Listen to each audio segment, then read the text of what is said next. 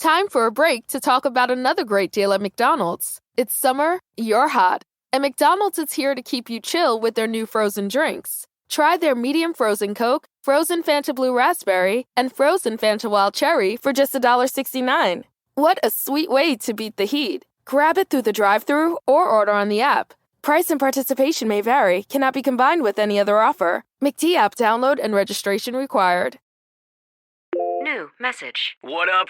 It's Heather's cousin. You dated her in college, or maybe you were just in the same class. Anyway, I heard you bought a boat, my man. Let's hit the water. Oh, and Heather told me you always liked, snacks and stuff, so I could totally bring some chips. When you get a boat, you also get new friends. Make sure Progressive's one of them, and get coverage today for as little as $100 a year. Hey, also, I'm a little short on cash, so can you cover the chips? Thanks. I can see why Heather liked you. Progressive Casualty Insurance Company and affiliates. Annual premium for basic liability policy not available in all states.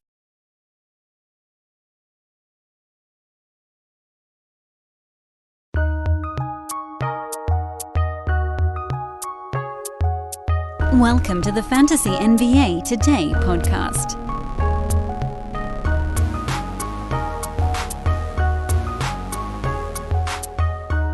Took us far more than 30 shows, but today we arrive at the final team of our end of season team by team breakdowns. Yes, end of season. That is April 10th.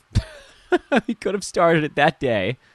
And nearly 3 months later, we're finishing it up. Now, obviously, that's not what we did. We sort of meandered our way through it. We had lessons learned at the beginning of the offseason. We talked a bit about the draft.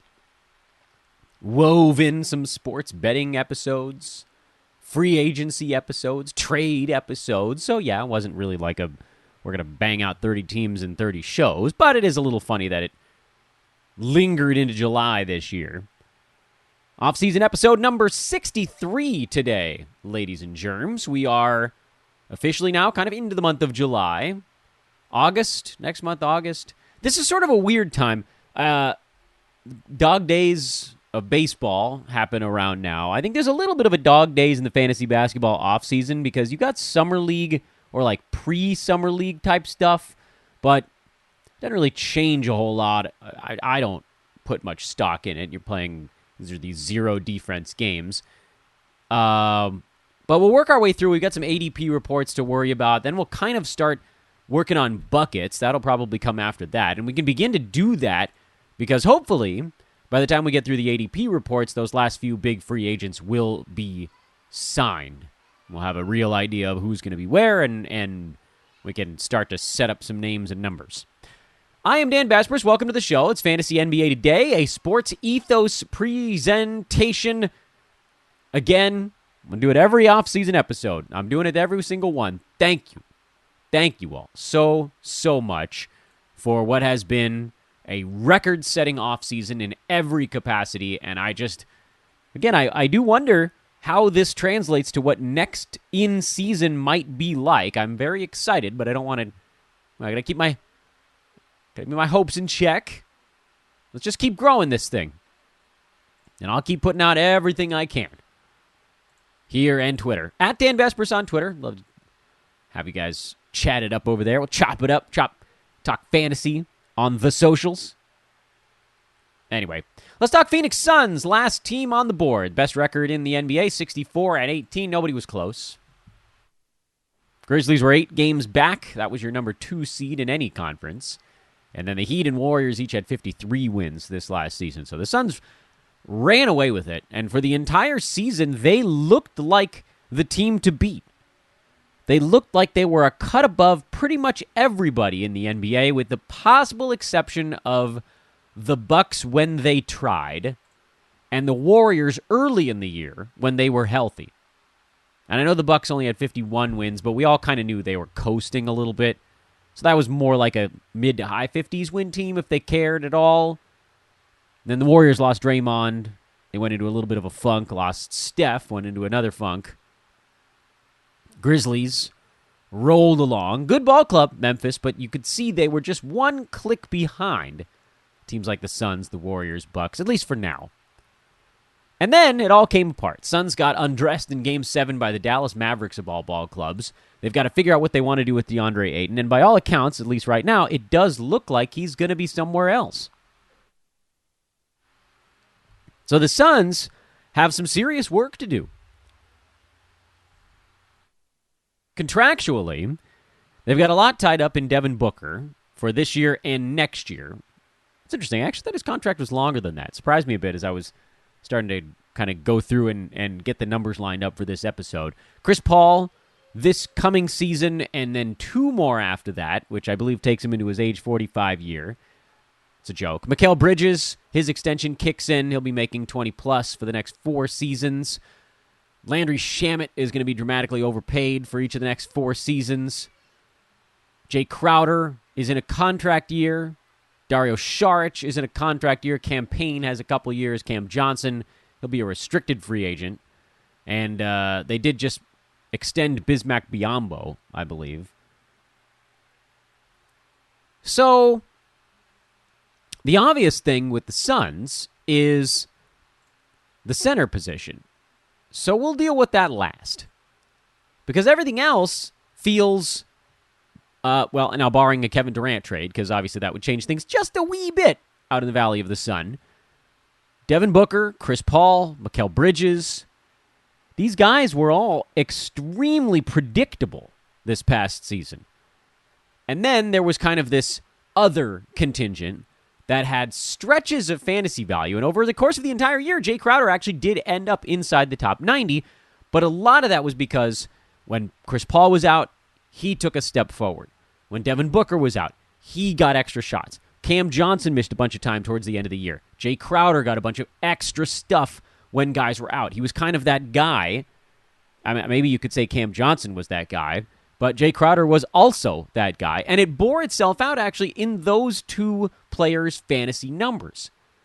Cam Johnson was number 95, Jay Crowder was number 88. They each missed about 15 ball games. We're rounding a little bit here, which put them kind of at the back end of what you'd be willing to throw into your lineup on the roto side, and, frankly, not all that compelling as a player you'd want to throw in there on the head-to-head side. I say this because if you're going to be in that 90 to 115 range in head-to-head, you should be durable. Otherwise, you're a little bit of a headache. Dropping in and out of lineups when you're not producing that well as it is. And I know I'm setting the bar maybe a little bit too high for hyper-competitive 12-teamers, but if I'm going to start the number 95 guy for the entire season, I want him playing 70 ball games. I want him beating the average player's games total mark, so that he can then beat his ADP and be more like a top 75 totals player, because those are the guys you should be considering in head-to-head. It's funny, too. Head-to-head, you're probably looking at like top 75 totals and above. That's your target. And Roto, you're looking at top 75 per game and above. There is a pretty good split there. And up at the top of the board, that's where things overlap. You want your first few round picks to play in a ton of ball games, regardless of what format you're in. You could even argue that this past season, Javale Mcgee had a couple of weeks where he had fantasy value. It wasn't most of the time. It certainly wasn't all of the time. But DeAndre Ayton missed 24 games this year. Mcgee had value in some of those. Even Bismack Biyombo had value in some of those games, but he's such a bad foul shooter. And, yeah, I mean, this is still Bismack we're talking about. JaVale McGee, we know he can pile things up pretty quickly. So with Ayton missing time, all you had to do was pump McGee up from his usual 14, 15 minutes up to like 20, 21, and that was enough to creep him near the edge of the top 100. McGee is elsewhere, by the way. Biyombo is still in Phoenix. But there's just no way the Suns go into this coming season with Bismack Biyombo as the guy that they are hoping will be the guy. Like, I'm sure I'm forgetting something. Is Frank the Tank still on that team, or did he get moved somewhere? He probably got moved someplace. Target is celebrating the return of Stranger Things by launching all kinds of cool exclusive products inspired by the hit show's 4th season. Shop new Funkos and 80s-inspired items you'll actually see in the show, like Surfer Boy pizza gear and a light bright that comes with special Stranger Things templates. Ulta Beauty at Target even has a Mac and Stranger Things collab featuring makeup in show-inspired color palettes. Get all your Stranger Things must-haves at Target and Target.com. When you think about something that brings out the best in us, it usually involves helping someone else. By donating plasma at a Grifols Center, you can help save millions of lives and show your good side to the world. You'll join thousands of people who donate safely each week, so patients get the plasma-derived medicines they rely on. And you'll be rewarded up to $1,000 your first month. Learn more at grifolsplasma.com.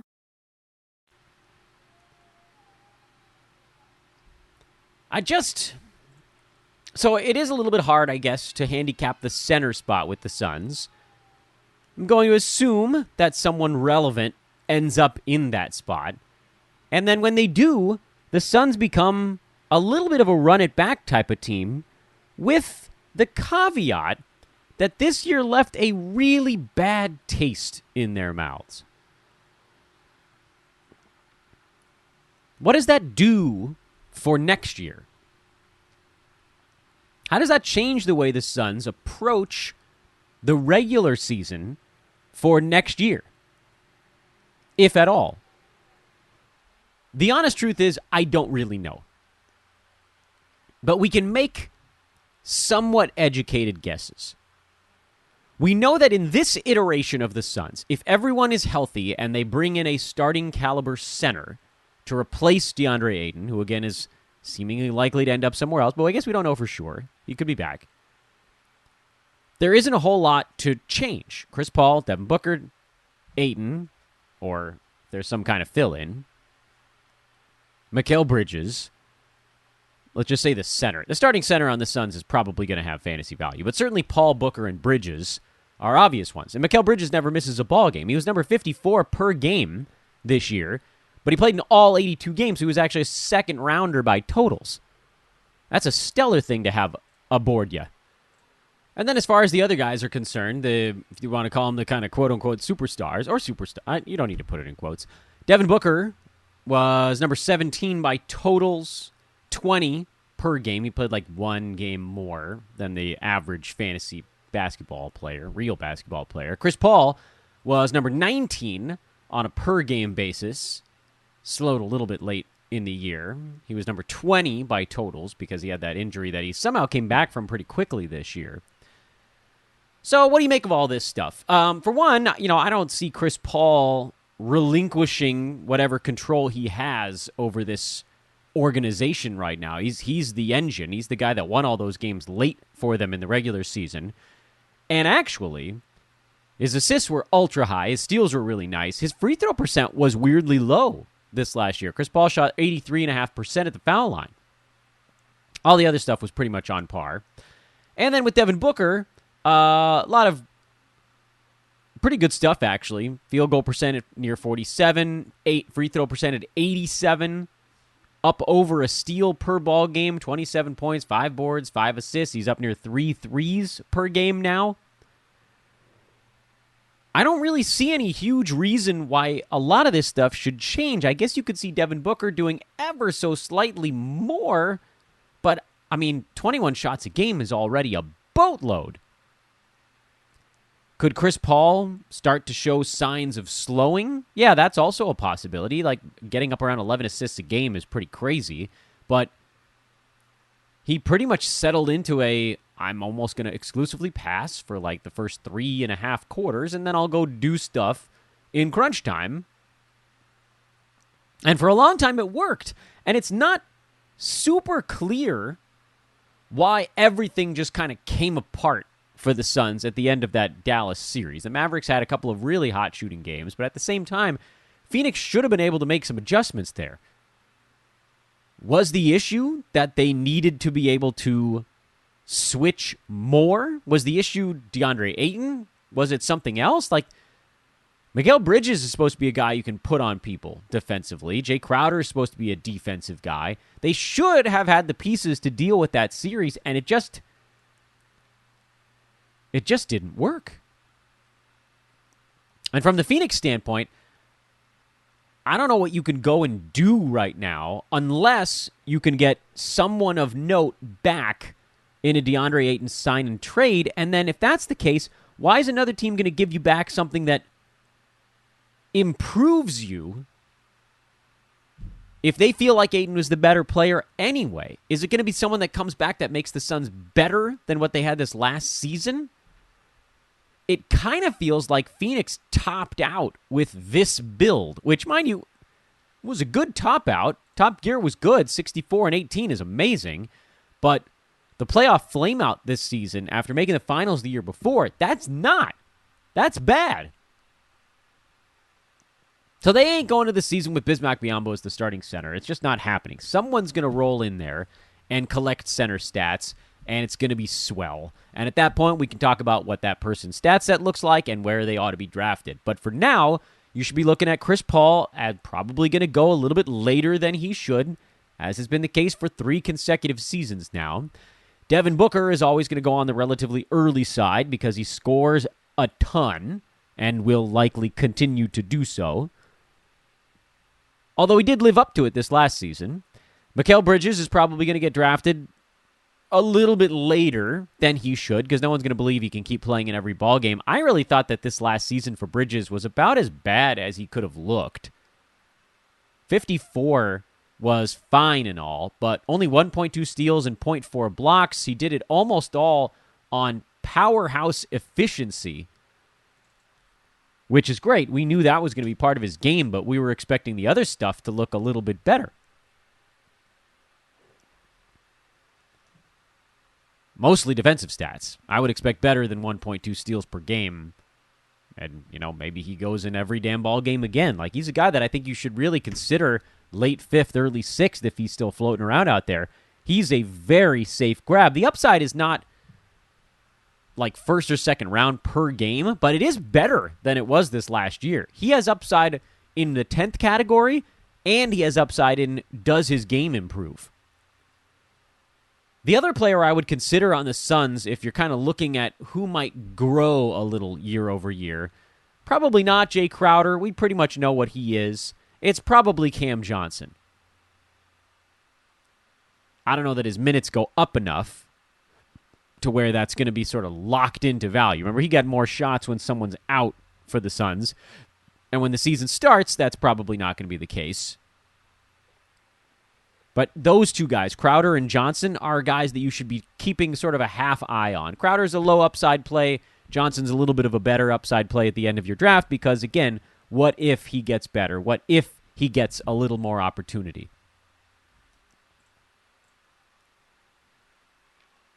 Over the last 30 games he played this season, Cam Johnson averaged 28 minutes, 14 points, 4 boards, 2.5 3-pointers on 47% from the field, and 89% at the free throw line.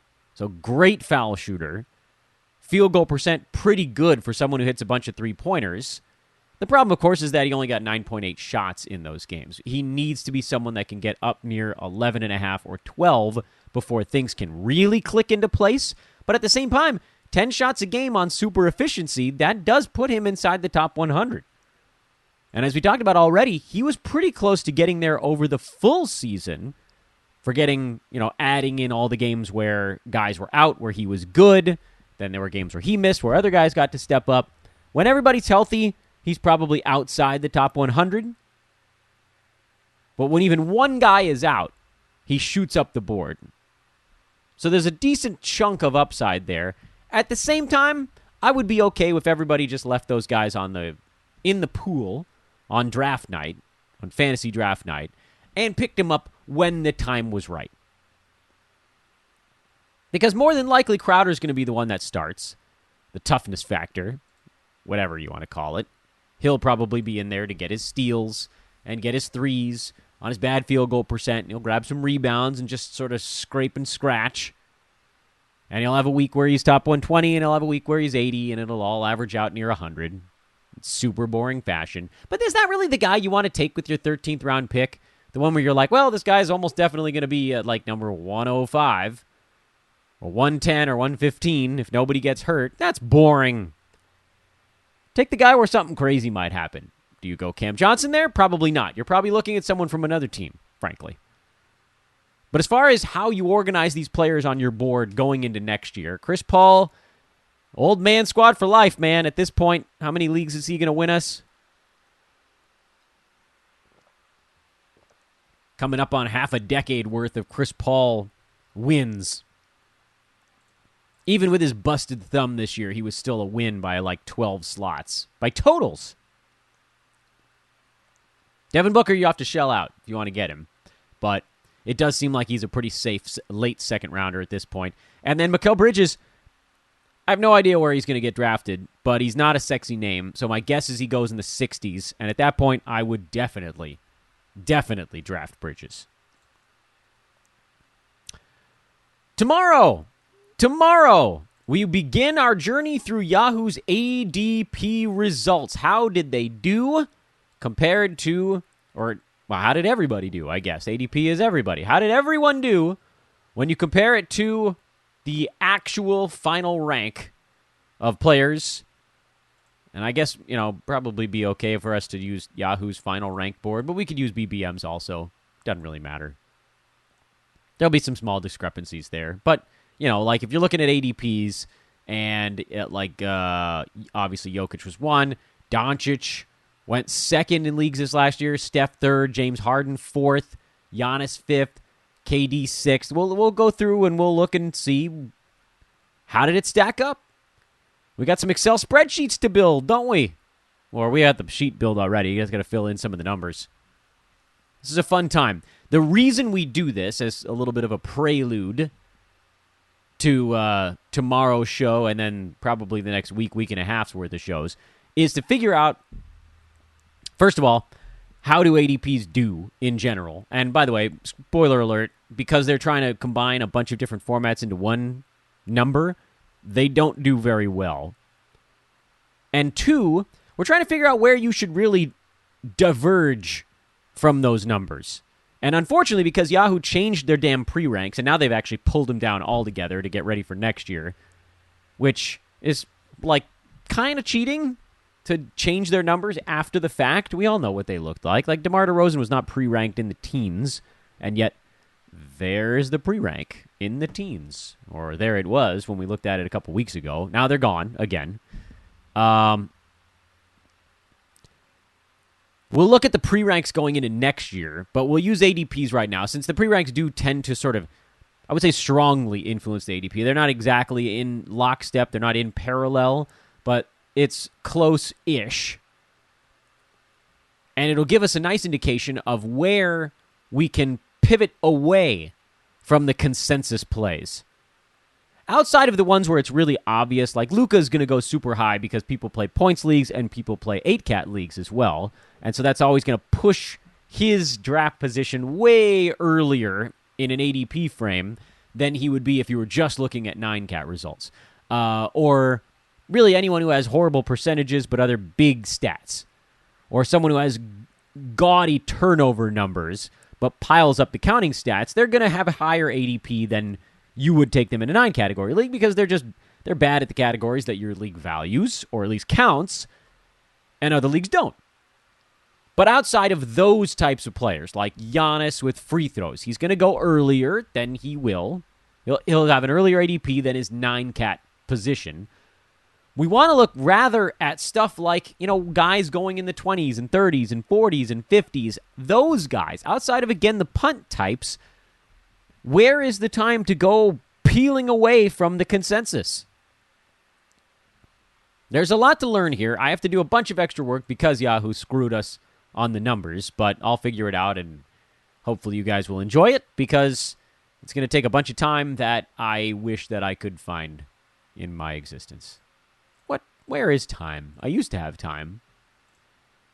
Well, not anymore. We'll figure it out.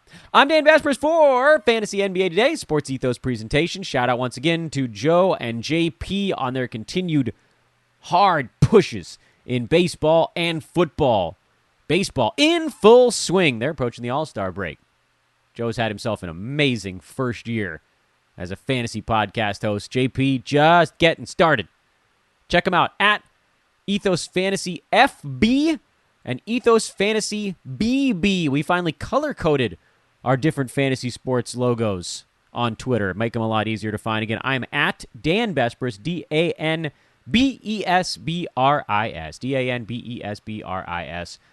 And thank you again once more, everybody, for continuing to listen throughout the offseason. You're the best. You're the best. Have a terrific Wednesday. I know it's hard to remember what day of the week it is when we've got that holiday up front. Terrific Wednesday. Back at you Thursday. Again, we'll start this Yahoo consensus pick analysis from last year. And after that, week and a half, 2 weeks, buckets. Buckets time. All right, later, everybody.